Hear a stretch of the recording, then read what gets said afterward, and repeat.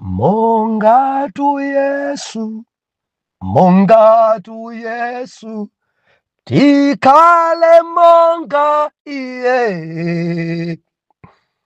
Mulendo wonse, wonka kumwamba, tikale monga iye.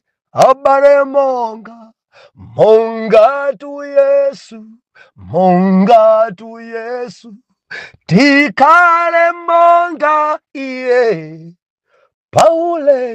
Paulendo watu wonka kumwamba, tikale monga iye.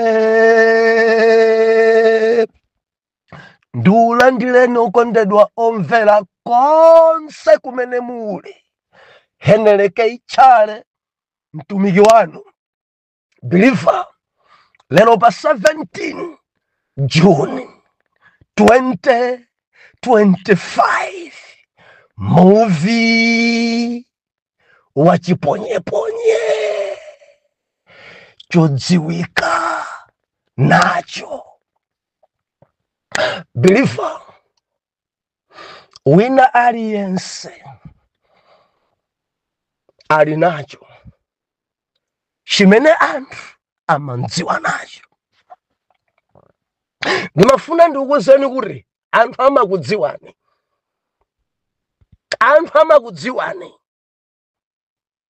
Ndili pamene palero tikuwerenga buku lija la 1 Mafumu chapter number 22 verse number 6 mpaka na verse number 8. Mau apamwamba Ahabu apangana ndi Yehosafati. Adapangana dzichani? Tiwerenge verse number 6. Malemba anena kuti pamenepo mfumu ya Israeli inasonkhanitsa aneneri ngati anthu 400 nanena nawo, kodi ndidzimuka kukathirana nkhondo pa Ramoti Giliyadi kapena ndileke? Nati iwo, bwerani, popeza Ambuye adzaupereka m'dzanja la mfumu. Verse 7. Koma Yehosafati anati, kodi pano palibe mneneri wina wa Yehova kuti tifunsire kwa iye? Ndipo mfumu ya Israeli inati kwa Yehosafati, alipo munthu wina kuti tifunsire kwa Yehova mwa iye, koma ndi muda, popeza sanenera za ine zabwino koma zoyipa. Ndiye Mikaya mwana wace wa Imula. Nati Yehosafati, isamarero mfumu. Tipemphere. Atate mu dzina la Yesu, inu ndi Mulungu wabwino kwambiri, Mulungu amene nthawi zonse mumakhala saidi ya ana anu. Ilemekezeke dzina lanu. Mutilankhule tidzamva m'dzina la Yesu. Amen. Believer, tupembedza Mulungu wabwino kwambiri. Dzoni manena kuti Mulungu akhulupirika kulilongwe. Endi chinthu chimodzi chimene sindidachilankhule dzulo, Mulungu anatilemekeza titangochoka ife kunsanje kuno kupita kulilongwe. Kunsanje kuno kudagwa mvula ngati ya chaka. Endi timamvanso kumulanje mvula ikugwa. Kumvanso kunzuzu mvula ikugwa. koma palilongwe pokha. Dera limene ife tinali paponda mali sindikudziwa mtauni mbali zinazo, koma palilongwe pokha kuyambira Friday, Saturday, Sunday mpaka na kumaliza msonkhano kunalibe mvulayo. Mulungu anatilemekeza kuti msonkhano uchitike, ana Mulungu amene akuchoka m'maderamu asanyowe. Kureku matauni onse akuluakulu mvula inagwa, kunzuzo mvula inapipita kwambiri ku Blantyre kunsanje kuno kumulanjeku amatuzana kuti kunoko tati mvula ikupapata kwambiri koma pali Lilongwe pokhapo Mulungu anadzilemekeza kwambiri. Mulungu amene ndamene ife timpembedza. Haleluya. Mdzakazi wa Mulungu ochokera ku Australia anabwera Saturday amene ninamuiwala. Susan anabwera Saturday. Tinali naye limodzi. Tikaonane maso ndi maso papapa abwera ku holiday. Koma ku Lilongwe takumana ndi ngwazi za Mulungu. Ambuye akudaliseni kwambiri dzaka za Jehova. Mulungu apitirize kukweza malire anu. Dzulo timamalizitsa pa topic ija subtopic ija ya mayesero. Timakwangula mwana Mulungu wiki inoyo tikumalizitsa tili kumalechereche kumapeto kwa topiki ya movie. Moti tikumaliza wiki inoyo tumaliza tinayamba ndi buku imene ndawerenga tikumalizanso ndi buku imene 1 Mafumu chapter number 22 ndimene tinayamba nayo mu topiki ya movie. Taphunzira topiki imeneyi zambiri kuchokera kamezi ngati mbuyo musindikukumbukira soye koma tichita mojowa kuti takambena siningamalize zonse masiku atsala ochepa ngasiri lero lachiwiri lero ndikuti kwatsala 3 days kusogoloko ndi tichita mopaza tichita mopaza mundolole biliva tichite mopaza koma tikukwangula tikumalizitsa topiki ya movie. Haleluya. Dzulo timanena kuti mayesero ndi makwerero. Biliva mayesero ndi makwerero. Tikapanda kuyesedwa ndekuti sitikwera. Tikapanda kupimidwa tikhala pa level yomweyo. Yesero ina iliyonse imene ungakumane nayo mwana Mulungu ndi kwerero. Umakhala ukupita step ina ukuchoka palowa by ukukwera ndifukwa chache Yakobo polemba kalata tuna kuti muchiyese chimwemwe pamene mukugwa mukudusa mayesero a mitundu. Muchiyese chimwemwe sikuti ndinu nokha koma oyera mtima onse adakumana nazo. Muchiyese chimwemwe pamene ena akudzuka pa moyo wanu. Biliva kunenedwa, kusekedwa, kaya kumenyedwa, kufunidwa zoyipa, mayesero mitundu mene, nkhondo mitundu meneyi, Mulungu amadzivomereza kuti atikhwimise. Mulungu amakhala akuwumba chatsopano mkati mwathu kuti tifike pondalira Mulunguyo kwathunthu. Jehova amakhala akusula chikhulupiriro, amasula chikondi chathu, amakhala akusula ubale wathu wa iye ndi ife mu nyengo za mayesero. Ndi makwerero akamati tukwana ndi makwerero. Akamayipisa mbiri zathu ndi makwerero. Akamakumana kuti tithane naye mutumiki wakewo ndi makwerero. Amenewo ndi makwerero. Biliva akapanda kukunena, akapanda kukuseka sukwezedwa. Ndi zimene ana Mulungu tikuyenda kumana nadzo. Ndi mafuta athu amenewo tidzidzola zimenezo. Mundimva mwana Mulungu pukuta misozi. Akamanena kuti simukupemphera. Amene aja sakupemphera chifukwa chani sakubala. Ndi makwerero. Akamanena kuti chifukwa chani sakukwatidwa pompaja mpaka napano amapemphera kwambiri baba koma banjabe alibe. Tamvera ndi mayesero kureku kukwera. Akamanena kuti ngati yeda amapemphera mamuna wake bwanji sakusintha ndi makwerero. Usabwerere mbuyo. akamanena kuti ngati akupempheradi bwanji umphawiwu bwanji akuvutikabe bwanji matenda wa akumadwalabe amene aja ndikunena ndi wina kukumana nyengo zimene sitamvera ndi makwerero. Jehova akukukweza akukusintha malo. Jehova afuna kuyike ofesi ina. Jehova afuna kupase kudzodza kwina. Jehova afuna kudziwise mtundu wina. Tachiyesa chimwemwe.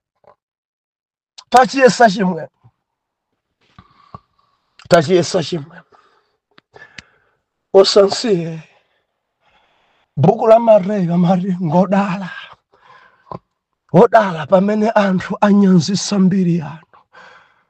Chapter 5 chimene ena zunza inu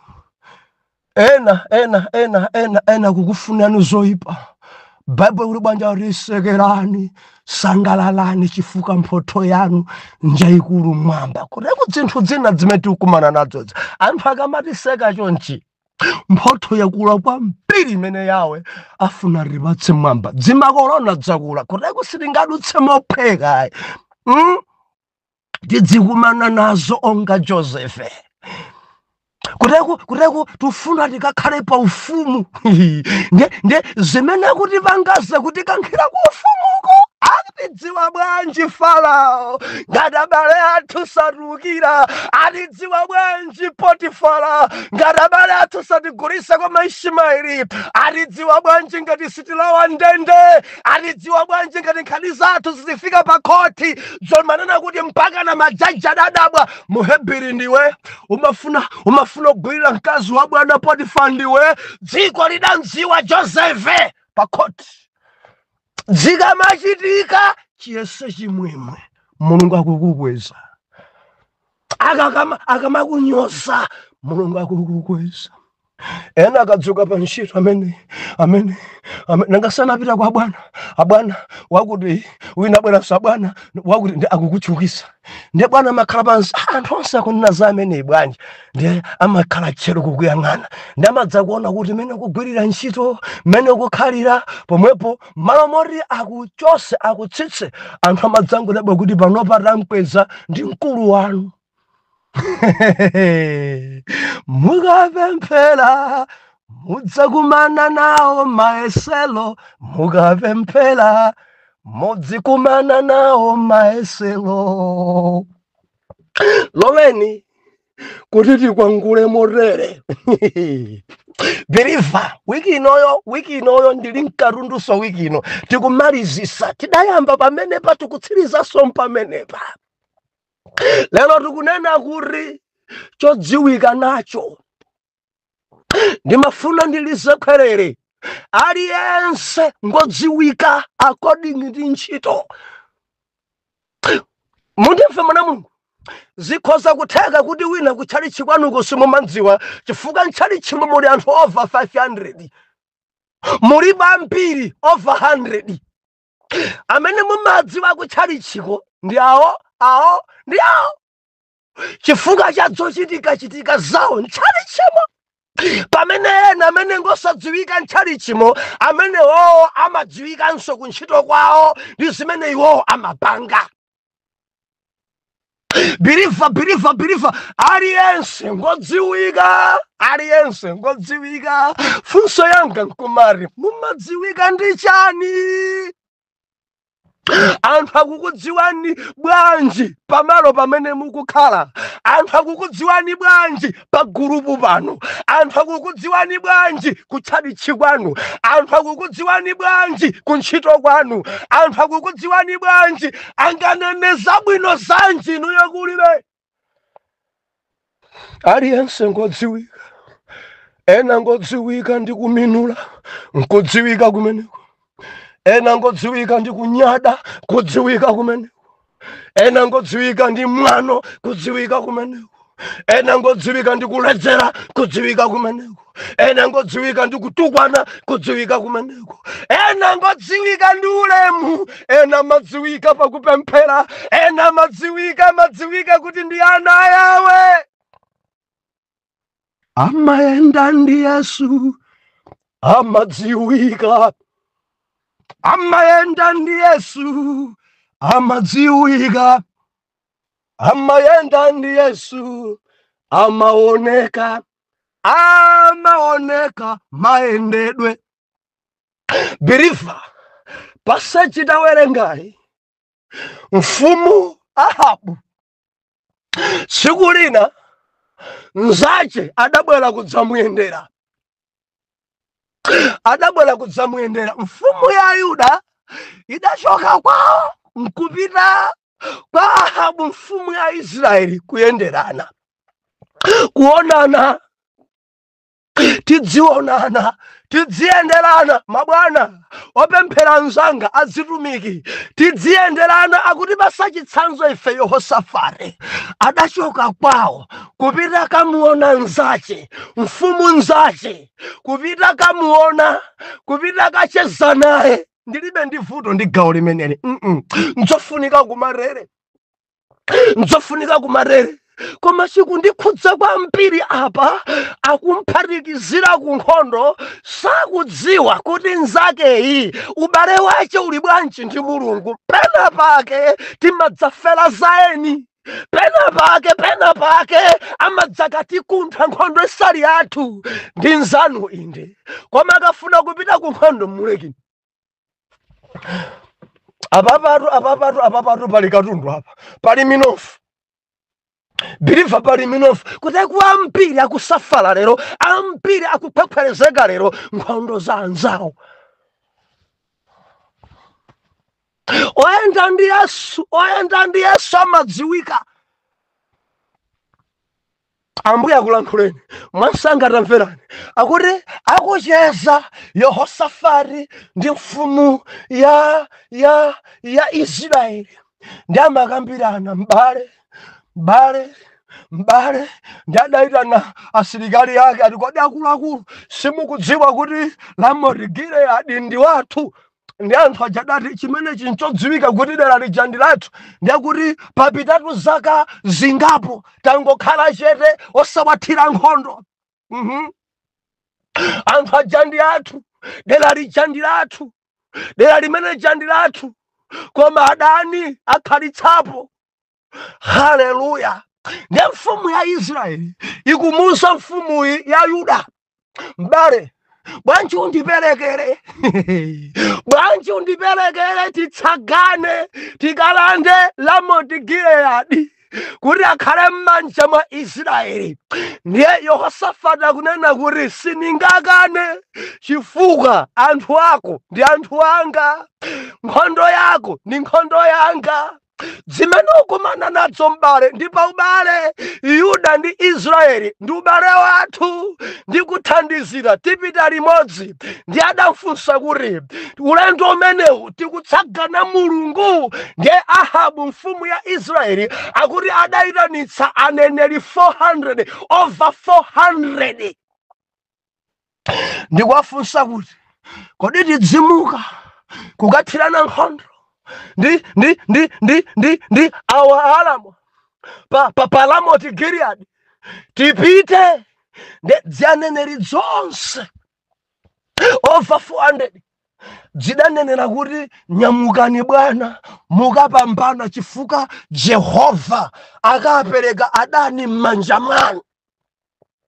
Ndi Yehosafati mfumu ya Yuda idadabwa, akumfunsa mfumu ya Israeli akuti kodi palibe mneneri wina wa Mulungu? Pamene papa ndikomera. Yehosafati akumfunsa nzache nkuti pamenepo aneneri 400 wa anenera kale. Ne Yehosafati akumfunsa mfumu Ahabu, kodi palibe mneneri wina wa Mulungu? Palibe mneneri wina wa Mulungu amene tikhoza kufunsira kwa iyeyo za tribi imene?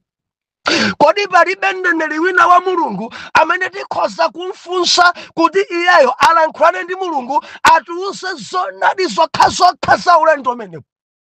Kodi tikutsagana ndi nkhope ya Mulungu kapena Mulungu palibe atiwuze? Kodi tikuyenda tokha mneneriyo anene? Ndiye mfumu Ahabu anati pamene tatenga mutu wathu wa lero chodziwika nacho Yehosafati mfumu ya Yuda adati kodi palibe mneneri wina wa Mulungu kuri atiwuze zoonadi za ulendowu. Haleluya. Chodziwika nacho Ahabu mfumu ya Israeli adayankhana nawo alipo. Haleluya. Alipo alipo mdela lino. Ndiye kuti onse amene adanenera aja 400 aja Ahabu amadziwa kuti ndi atambwali ndi anzachi. Biliva kudziko kuno kuli aneneri a anthu ndiye kuli aneneri a Mulungu. Suda ndimvese koma ndimapabwereza pamene patamvera. Kudziko kuno kuli aneneri a anthu ndiye kuli aneneri a Mulungu. Neneri wa munthu amanena zabwino zokhazokha za munthuyo. Samuuza kuti akonze, samuuza kuti Mulungu ayipidwa ndi izi, amangonena zabwino zokhazokha chifukwa amangolankhula kuti ansangalatse munthuyo. Kureku aneneri awawa 400 wa adali aneneri a Ahabu amene ankangonena zabwino zokhazokha za Ahabuyo kumangonsangalasa daire Ahabuyo aneneri a anthu. Biliva mafumuwa ali ndi aneneri, mapresidenti wa ali ndi aneneri. Biliva usanditsutse. Dziko langa la Malawi ndi dziko limodzi limene dzipani nzambiri. Kudziko kuno anthu aliyense amangofuna khale president. Aliyense pamtima pake pali kuti ndilamule ndine. Oh, haleluya, haleluya. Jodi ndikhoza pangana support kuti winayo atsogole, wina andi kumalawi kuno tikupita kuchisankho, wina aliyense ngokula mtima. Andale lonse mulibwa. Wina lesa ine ndilo wandekha. Kuti kungwirizano kuvuta kwambiri chifukwa aliyense akufuna khale olamula ndiye. Ndikhale patsogolo ndine. Mukafuna mgwirizano ife ndamene. Haleluya. Ndimafuna mumvetse kuti aliyense ali ndi mneneri wake. Sindine wandale. Ine sine wandale. Koma Malawi mundivomereza ndikunena ichi nchona. Aliyense kufuna iye akhale president. Mudzibana zonse sakulolera naye. Mudzaifacha aneneri amene akuapusisa. Chifukwa mneneri wina ali ndi apita muthalika kumuzonera kuti Bwana atero Jehova mupambana. Mneneri wina alikuwa akabambe maina ndi atchula rubanwa akumuza kuti Bwana kuti ku Malawi ili mmanja mwanu ndaona mbandera ili mmanja mwanu. Neneri wina alikuwa achakwera kuti kumukupitiriza mpaka na 2030 ndikuona mbandera sikuchoka mdzanja lanu alero Ambuye. Neneri wina alikuwa bakiri mulusi atupere. Haleluya, haleluya, haleluya. Ena kufika neneri kwa Joyce Banda, ena kufika neneri kwa Nankhumwa. Monsemu mukafufuza chikwa pasa kulimbika mtima nchani pali aneneri anthu amakhala m'Baibulo amanena maloro wawo kwayo ndamena kusokonezaso kwambiri. Nkadakonda inaneneri akadauza nthowa. Bwana anthu amakukondani koma nokha simungawine. Bwanji muphatikane ndi yawo, bwanji muphatikane ndi yawo, bwanji muphatikane ndi yawo. Kamudzakhala nduna wamba, kamudzakhala vice, bolani. Kamudzempezeresa ine ndikufuna ine ndipale siku ndikaloweko ndine. Ndidzasankha anthu nazanga ndine. Haleluya. Kuli aneneri anthu.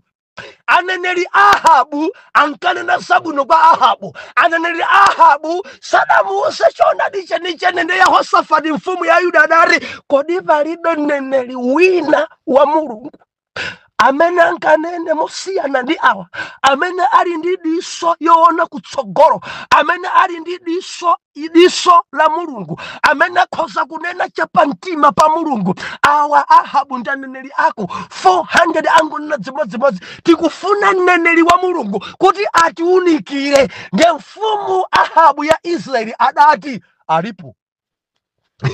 Kuteko amadziwa ndithu kuti mkulu yuyu angofuna ya Fanta ndinene ndinu madzineneri amene mmakhala kwambiri phati ndi mapresidenti kumangu auza zimenezo wakomedwesa apresidenti amadziwa kuti mkulu yuyu akungofuna kudya sakunena chimene mulungu amuzadi kuteko presidenti wakudziwa mukamafika kumeneko atero ambuye bwana mbandera ili mmanja mwanu kuteko amadzona kuti uyuyu angofuna kuti ndinkhulise bwana John 400 onsango funa kuti ndakhurise adari neneri osiyana ndi awa alipo neneri onena chapa mtima pa Yehova alipo neneri amene amaenda moyo wangwiro alipo neneri amene amasunga chiyero alipo neneri amene akhoza kurusa zona zeni za ulendo alipo ndakupitizana kuti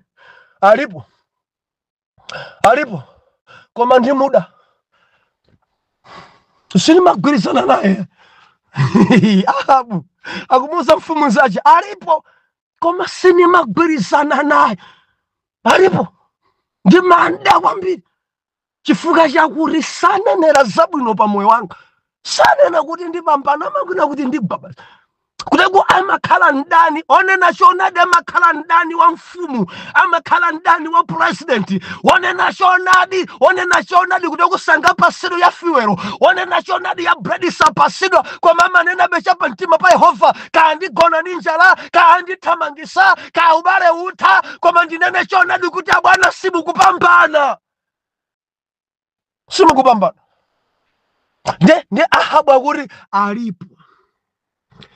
alipo koma ndi madana naye chifuka samanena zabwino zaine alipo adamuza ndi dzina lake lomwe alipo dzina lake ndi Mikaya mwana wa Imula ne Yehosafati akuti mfumu isamareroi ndimafuna ndilankhule ku dziko langa mfumu isamarero mfumu isamadane ndi aneneri mfumu isamadane ndi chonadi mfumu isamadane ndi chapa mtima pa Yehova mfumu isamarelo mfumu idzivomeresa chapa mtima pa Yawe mfumu isamarelo mfumu idzivomeresa kuyanjana ndi atumiki a Mulungu mfumu isamarelo padzadza zitumiki kudziko kuna chonadi koma mfumu sima wakonda chonadi mumadziwika ndi chani believer Mikaya adadziwika mu office ya president Mikaya amamudziwa Ahabu kuti ndi mneneri ekai wabwino adachita kunena first name yake ndi surname yomwe kuna kuti ndi Mikaya mwana wa Imula kanyamara kosunga chiyero kanyamara kolankhula ndi Jehova kanyamara kamene kalibe phada neneri amene sayenda ndi dziko neneri amene amadzisunga neneri amene amasunga chiyero Mikaya akulankhula ndi president ndile ndi funso mumadziwika bwanji mumadziwika ndi chani pa group pano mumadziwika ndi chani kuchali chiwano abusano amakudziwani ndi chani mudzi mwanu mfumu wanu amakudziwani bwanji nditsindike wina aliyense amene mukumvera uthenga anthu amakudziwani funso mkumari mukudziwika ndi chani ndewu mukudziwika ndi chani kunama mukudziwika ndi chani kubera anthu mukudziwika ndi chani kuopseza mukudziwika ndi chani kusilira kazaini ake mukudziwika ndi chani nkhanza ndi antchito mukudziwika ndi chani ndinu adzichepesa kapena mumadziwika ndi chani ena ngotchuka kwambiri pakukula mtima ena ngodziwika ndithu amaso mwamwa anthu amadziwa ndi kulekaleka akazi kuti iyi nkulu uyu mkazi amene ali naye ngwa namba 13 ndinu odziwika aliyense ena mmadziwika nkuimba mbuya alemekezeke ena mmadziwika ndi kuvina, ena mmadziwika ndi kuvala bwino, ena mmadziwika ndi makhalidwe abwino, ena mmadziwika ndi banja la mtendere, ena mumadziwika ndi kusunga chiyero, ena mumadziwika ndi kupembedzera Mbuye alemekezeke, ena mmadziwika ndi kulalikira zikomo, ena mmadziwika ndi kuchereza zitumiki zikomo, ena mumadziwika kuti chuma chanu chimatumikira ku ntchito ya Mulungu, mudziwika ifa mipando jamudagula ndinu, ena mumadziwika inu mumadziwika. Aliyense ngodziwika, koma ntchitozo zimene timadziwika nazo nzosiyana. Makhuluku amadziwikanso ndi ukhuluku wawo, mbava zimadziwikanso ndi umbava wawo, mahulewa ngodziwikanso mahule ngodziwika.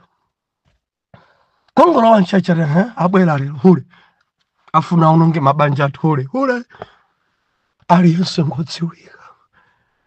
Mikaya adadziwika pa dziko ponse kuti ndi mneneri yekhayo amene pada alibe, ndiye yekhayo amene sachita chibwana, ndiye yekhayo amene Mulungu kumwamba amamulankhula.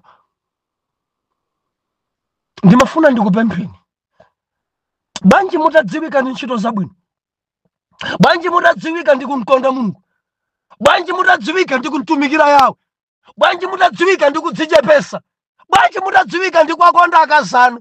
Dziwikani ndi ntchito zabwino osati za upandu. Mumadziwika nchani?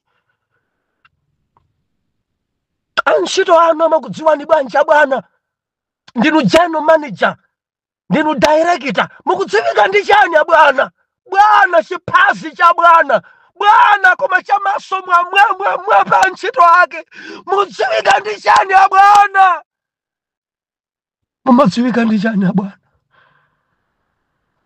Mikaya adadziwika pa anthu ambiri kuti ndiye yekhayo amene asunga chero, akhoza kulankhula chapamtima pa Mulungu according ndi trip imene idalipo. Bwanji mundilondole mmawa. Atate mudzina la Yesu, uyu mwana